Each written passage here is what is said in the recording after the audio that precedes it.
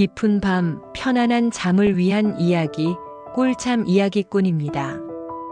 오늘 밤 여러분께 들려드릴 이야기는 예로부터 망부석이라 불리며 영원한 사랑과 지조의 상징이 된 한 여인의 눈물겨운 전설입니다. 사랑하는 남편을 기다리다 마침내 돌이 되어버린 아내 연화의 숭고한 기다림을 따라가 보겠습니다. 아득히 먼 옛날 푸른 동해 바다가 드넓게 펼쳐진 아름다운 해안 마을에 연화와 하람이라는 부부가 살고 있었습니다. 하람은 뱃일에 능하고 용감했으며 연화는 연꽃처럼 청초하고 마음씨 고운 여인이었습니다. 그들의 사랑은 바다처럼 깊고 하늘처럼 맑았습니다. 연화야, 오늘도 무사히 돌아왔네. 이 세상 가장 큰 행복은 그대의 웃는 얼굴을 보는 것이네. 하람님, 당신이 무사한 것이 제 가장 큰 기도입니다. 우리의 사랑은 저 수평선처럼 끝이 없을 거예요. 그러던 어느 날 조정의 명에 따라 하람은 아주 멀고 험난한 바닷길을 통해 귀한 물품을 운반하는 임무를 맡게 되었습니다.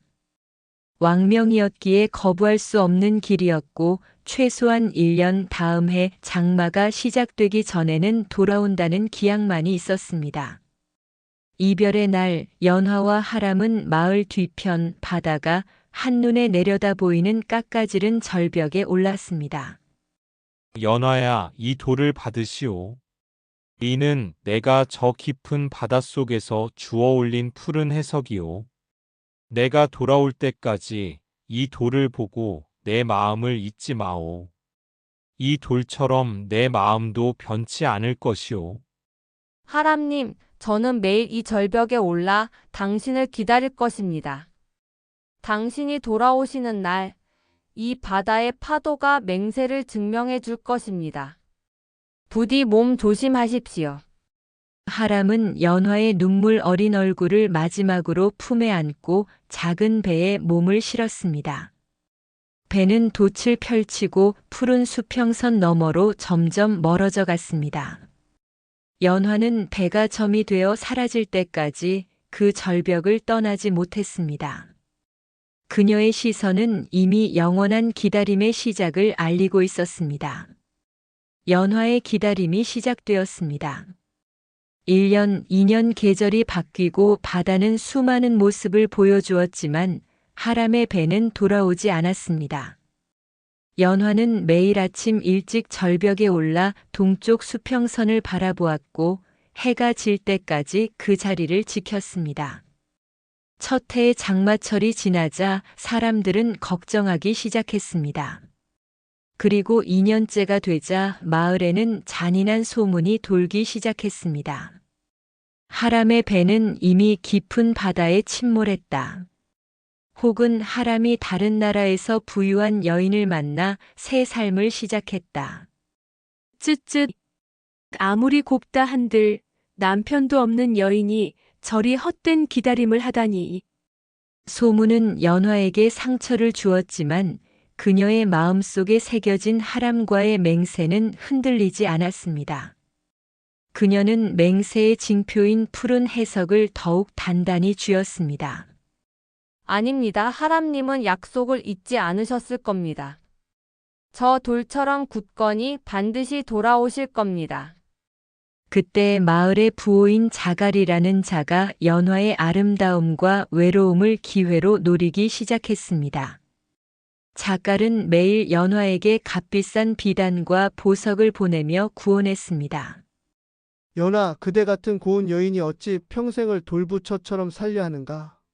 그대 남편은 이미 죽었거나 그대를 버린 것이 분명하니 이제 나의 품으로 와서 편안한 삶을 누리시게. 연화는 자갈의 모든 유혹을 단호하게 거절했습니다. 그녀의 눈빛은 너무나 차갑고 굳건하여 자갈은 더 이상 강제로 그녀를 취할 수 없었습니다. 그녀의 의리가 그녀의 가장 강력한 방패였습니다. 3년째가 되던 해 겨울, 해안에 역대급의 대폭풍이 몰아쳤습니다. 파도는 절벽을 집어삼킬 듯이 날뛰었고 하늘은 갈라지는 듯 천둥과 번개를 쏟아냈습니다. 연화는 폭풍 속에서도 절벽을 떠나지 못했습니다. 그녀는 그 폭풍우 속에 하람의 배가 있을지도 모른다는 공포에 사로잡혔습니다. 공포 속에서 연화는 환영을 보았습니다. 하람의 작은 배가 거센 파도에 맞서 필사적으로 싸우고 있는 모습이었습니다. 연화는 자신도 모르게 절규하며 하람의 이름을 불렀습니다. 그녀의 눈물은 빗물과 바닷물에 뒤섞여 바위 틈으로 흘러내렸습니다. 폭풍우가 휩쓸고 간 후 바다는 더욱 잠잠해졌습니다. 그러나 하람은 여전히 돌아오지 않았습니다. 연화는 이미 늙어가고 있었습니다. 주름이 패인 그녀의 얼굴은 더 이상 청초한 연꽃이 아닌 세월의 풍파를 견딘 바위와 같았습니다. 사실 하람은 돌아오는 길이었습니다.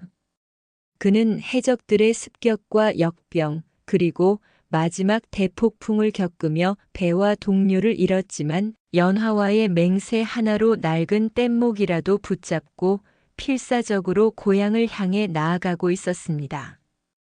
그는 약속을 잊지 않았습니다.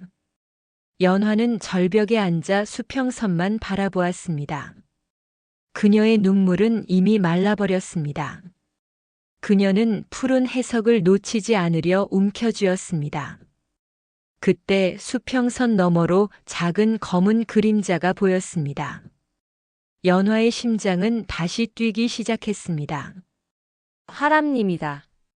그러나 그 그림자는 하람의 배가 아니었습니다. 그것은 폭풍에 부서진 낡은 뗏목의 잔해였습니다. 뗏목은 바다를 떠돌다 연화가 있는 절벽 아래로 쓸려왔습니다. 연화는 그 잔해를 보고 하람이 결국 돌아오지 못했음을, 자신의 기다림이 헛되었음을 비로소 인정해야 했습니다. 절망과 그리움, 그리고 맹세를 지키려 했던 숭고한 의리의 힘이 동시에 그녀를 덮쳤습니다. 그녀는 더 이상 인간의 모습으로 기다릴 수 없었습니다. 그녀의 모든 사랑과 고통이 응축되었습니다. 연화는 마지막 남은 힘을 다해 수평선을 향해 손을 뻗었습니다. 하람님, 저의 기다림은 영원할 것입니다. 그 외침과 함께 연화의 몸이 서서히 돌로 변하기 시작했습니다. 푸른 해석을 쥐고 있던 손부터 절벽을 딛고 있던 발끝까지 수많은 세월의 기다림이 그녀의 육신을 단단하게 굳혀버렸습니다. 그녀의 눈물은 돌이 되어 얼굴에 영원한 눈물 자국을 새겼고 그녀의 시선은 영원히 동쪽 바다만을 향하게 되었습니다. 며칠 후 마침내 하람의 낡은 배가 고향 마을의 해안에 닿았습니다. 그는 살아남았습니다. 하람은 마을 사람들의 이야기를 듣고 지체 없이 절벽으로 달려갔습니다. 절벽에는 낯설지만 너무나 익숙한 눈을 감은 여인의 형상을 한 거대한 돌이 바다를 응시하고 있었습니다. 그 돌의 형상은 자신의 아내 연화였습니다. 하람은 돌이 된 연화 앞에 무너져 내렸습니다. 연화야, 연화. 내가 돌아왔는데 내가 너무 늦었구나. 하람은 연화의 돌상 아래에 엎드려 통곡했습니다.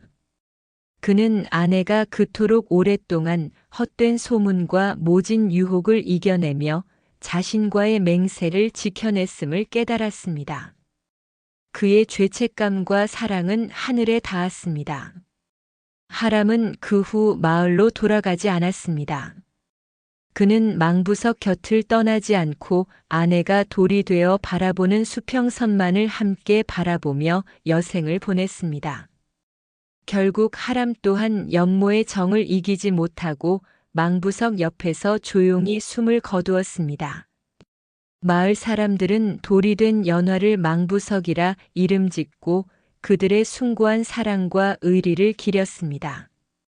그 후로 망부석은 바다의 폭풍으로부터 마을을 지키는 수호석이 되었으며 연화의 눈물 자국은 바위에 새겨져 영원히 마르지 않는 이슬이 되었다고 합니다. 망부석 전설은 우리에게 가르쳐 줍니다. 진정한 사랑과 의리란 시간과 시련을 넘어 영원히 변치 않는 굳건한 약속이라는 것을요. 꿀잠 이야기꾼의 이야기는 여기까지입니다. 편안한 밤 보내세요. 안녕히 주무세요.